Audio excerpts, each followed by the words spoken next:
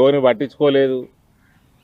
అది ఫ్రీ ఇస్తా, ఇది ఫ్రీ ఇస్తా, ఇది 4 రూపాయలు ఇస్తా అనగానే డెవలప్మెంట్ కాదండి. మీరు ఇన్కమ్ జనరేషన్ లేదు, ఒక ఇండస్ట్రీ లేదు, ఒక పవర్ సెక్టర్లో ఒక యూనిట్ పెంచింది లేదు జనరేషన్. టోటల్గా భ్రష్టు పట్టించి 6-7 లక్షల కోట్ల అప్పుల పాలు చేసి టోటల్ ఏదో తెలంగాణ నా సొత్తు అన్నట్టు వ్యవహారం చేసి, ఇది కాంగ్రెస్ వాళ్ళకు కూడా వర్తిస్తుంది.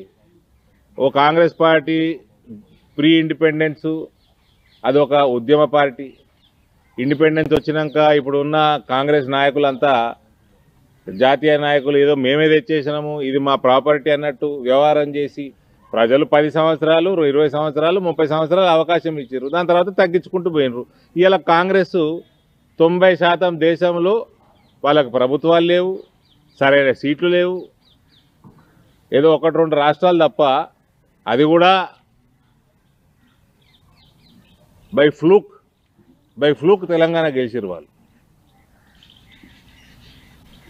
కాబట్టి పసుపు బోర్డు వచ్చింది, ఇక్కడ నుంచి మన బాధ్యత పెరుగుతుంది. దాని మీద పసుపు పంట మీద ఇంకింత పని చేయాల్సిన అవసరం ఉంది. ఇది పసుపు రైతులకే కాదు, బీడీ కార్మికులకి, ప్రత్యేకంగా గల్ఫ్ సోదరులకి మంచి అవకాశం, ఉపాధి పెరుగుతూ ఉంటుంది. ఇక్కడ రైతాంగం కూడా బాగుపడుతూ ఉంటుంది. వాళ్ళు వ్యవసాయం కూడా చేసుకోవచ్చు వాపసు వచ్చి. ఇవన్నీ కూడా నాకు నియర్ ఫ్యూచర్లో కనబడతా ఉన్నాయి.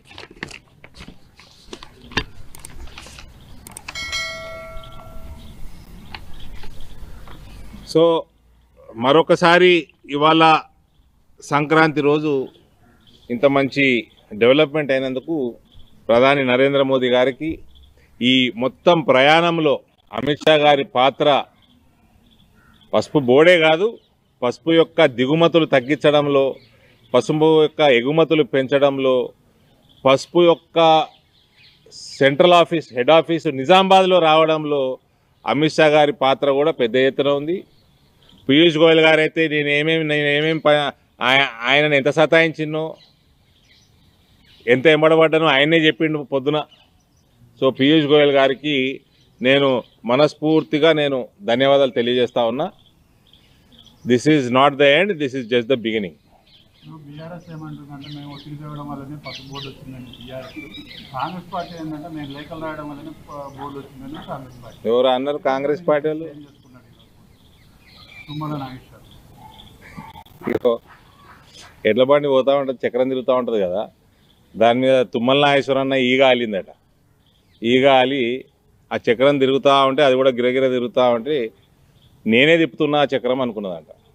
ఈ తుమ్మల నాగేశ్వరరావుకు వయసు మీద పడ్డ చిలిపి చేష్టలు పోలే. ఆయన ఏ పార్టీలు ఉన్నాడు ఆయనకన్నా తెలుసా? ఇప్పటికి 3-4 సార్లు వయసు వచ్చిందా నీకు? పార్టీలు మారుతా ఉన్నావు. ఇంకా వీళ్ళు ఎట్లాంటి వాళ్ళు అంటే ఈయనకంటే ముందు ఎవరు ఆయన నల్గొండ ఆయన వ్యవసాయ మంత్రి నిరంజన్. వీళ్ళకి సొంత భూములు ఉన్నాయి. వీళ్ళు మినీ కేసీఆర్లు. వాళ్ళు మహబూబ్ నగర్ ఆయనది, అదే గట్లుంటుంది. వీళ్ళ మంత్రులు వాళ్ళు ఏ జిల్లాలో కూడా తెలియదు మాకు. మళ్ళీ మేము యాక్టివ్ పొలిటీషియన్, వీళ్ళ పోర్ట్ఫోలియోలు తెలియదు, వీళ్ళు ఎడికెళ్ళి వస్తారో తెలియదు. ఈ ఫ్యామిలీ రూల్డ్ పాలిటిక్స్ అంటే ఇట్లుంటాయి. వీళ్ళకట వాళ్ళ వ్యవసాయ క్షేత్రంలో వ్యవసాయం చేస్తారట, బయట మాత్రం వేరే పొలాలలో కోరు, వేరే రైతులను పట్టించుకోరు. కేసీఆర్ బాపతి ఇదంతా. పరిశ్రమలు తీసుకొని రండి, మీరు అక్కడికి పసుపు ఆధారిత వ్యవసాయ ఆధారిత పరిశ్రమలు తీసుకొని రండి. దాని ద్వారా నిజామాబాద్ జిల్లా యువకులందరికీ కూడా ఉద్యోగాలు వచ్చేటటువంటి ఆస్కారం ఉంటుంది. మరి ఇప్పుడు ఉన్నటువంటి ఎంపీ గారిని కూడా డిమాండ్ చేస్తూ ఉన్నాం. నేనేదో రైలు తెచ్చినా, నేను రైలు తెంగానే ధర డబుల్ అయింది, త్రిబుల్ అయింది అని చెప్పి మరి గాలి మాటలు మాట్లాడుతూ ఉన్నారు.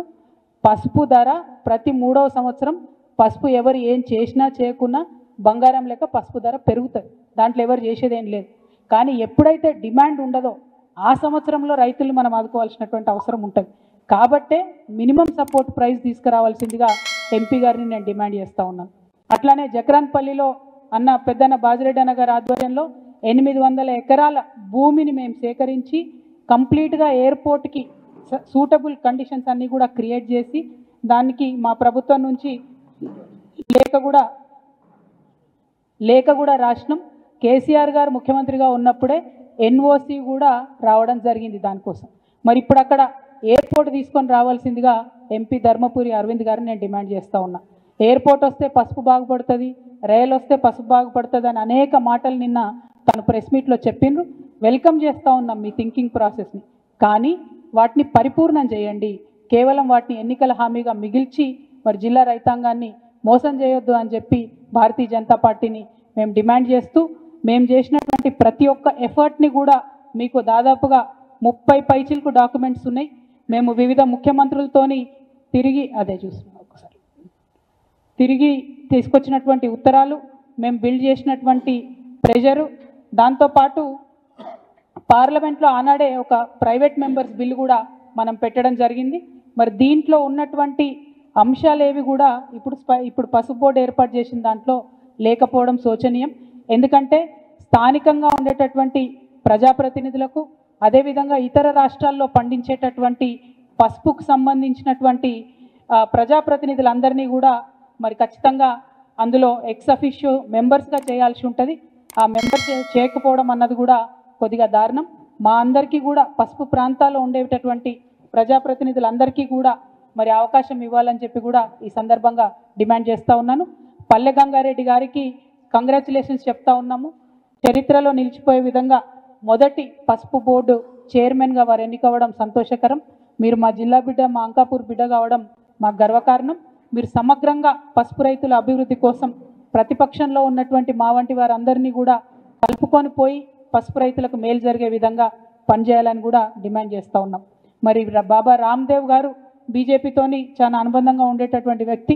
వారి దగ్గరికి మేము హిమాచల్ ప్రదేశ్ కూడా 2 సార్లు వెళ్ళి రిక్వెస్ట్ చేసి వారి CEO బాలకృష్ణ గారిని కూడా నిజామాబాద్కి తీసుకొచ్చి ఇక్కడ పరిశ్రమలు పెట్టమని కోరడం జరిగింది. పెట్టడానికి సుముఖంగా ఉన్నట్టుగానే చెప్పి చివరి నిమిషంలో ఎందుకో వారు మళ్ళీ పెట్టలేకపోయినారు. మరి ఆ విషయాన్ని కూడా పర్సూ చేయవలసిందిగా మేము గౌరవ ఎంపీ గారిని కోరుతా ఉన్నాం. రాజకీయాలకు అతీతంగా పాలక ప్రతిపక్షాల అందరం కూడా కలిసి పనిచేస్తేనే పసుపు రైతులు బాగుంటారు. మరి ఆ విషయాన్ని మళ్ళొకసారి గుర్తు చేస్తూ పసుపుకు మద్దతు ధర తీసుకొని రావాలని చెప్పి, ఎయిర్పోర్ట్ని తీసుకొని రావాలని చెప్పి, అట్లానే పసుపు ఇంపోర్ట్స్ని, దిగుమతులను తగ్గించి వీలైతే మొత్తానికే బంద్ చేయాలని చెప్పి కూడా ఈ సందర్భంగా డిమాండ్ చేస్తూ అందరి దగ్గర కూడా సెలవు తీసుకుంటున్నాను.